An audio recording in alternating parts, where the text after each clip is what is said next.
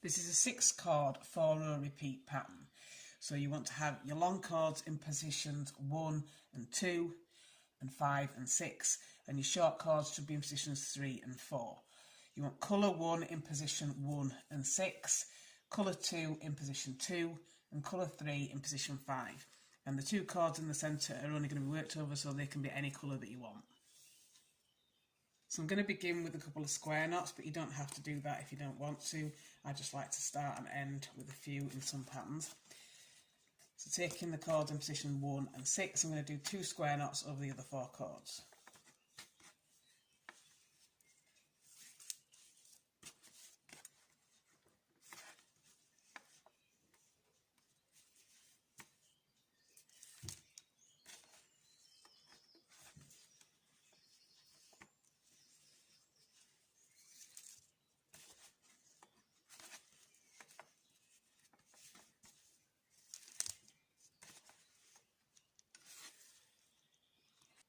So once you've done those square knots, if you're going to do them, you can begin the main part of your pattern.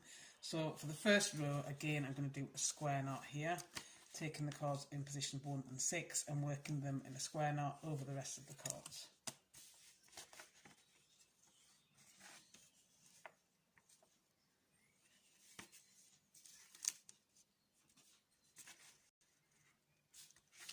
And to work row 2, you can either begin on the left or the right. It doesn't really matter because either will work. So I'm going to start on the left, and I want to take the chord that's in position 2, and I'm going to work it in a hitch knot over the chord in position 1.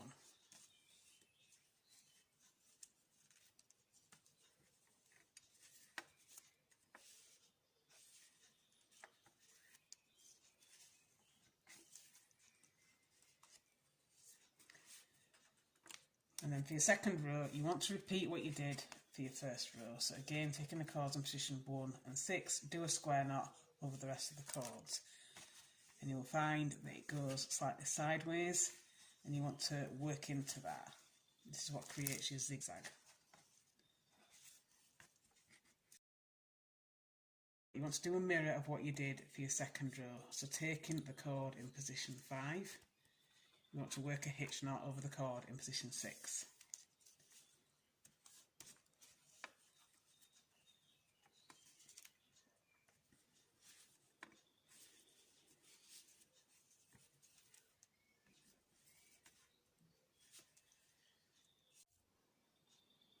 So once you've done those 4 rows, you should have something that looks like this, and you just want to keep repeating these 4 rows all the way down.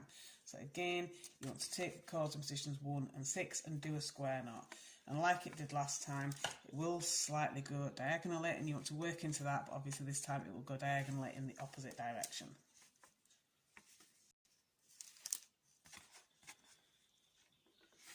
And after each square knot, you can release one of the chords, and whichever side you did last time, you want to do the opposite side. So for me, I'm going to be doing the chord in position 2 over the chord in position 1 again, using a hitch knot.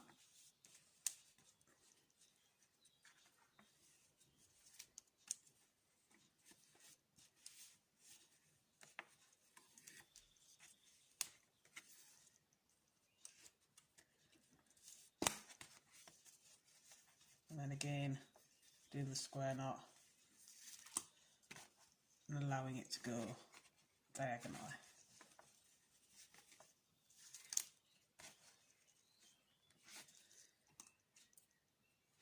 And then doing a mirror at the other side with chord 5 over chord 6.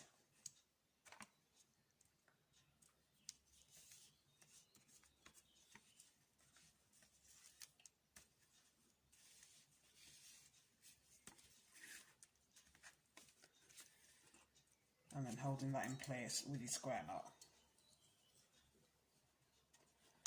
So again, as before, you just want to take the chord in position 1 and 6 and do your square knot over the rest of the chords in the centre.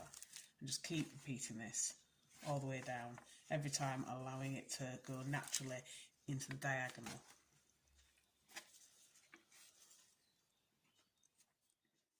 And when you finish, you should end up with something that looks like this. So I began with a button, so I've done a button fastening, but you could do whichever fastening you prefer.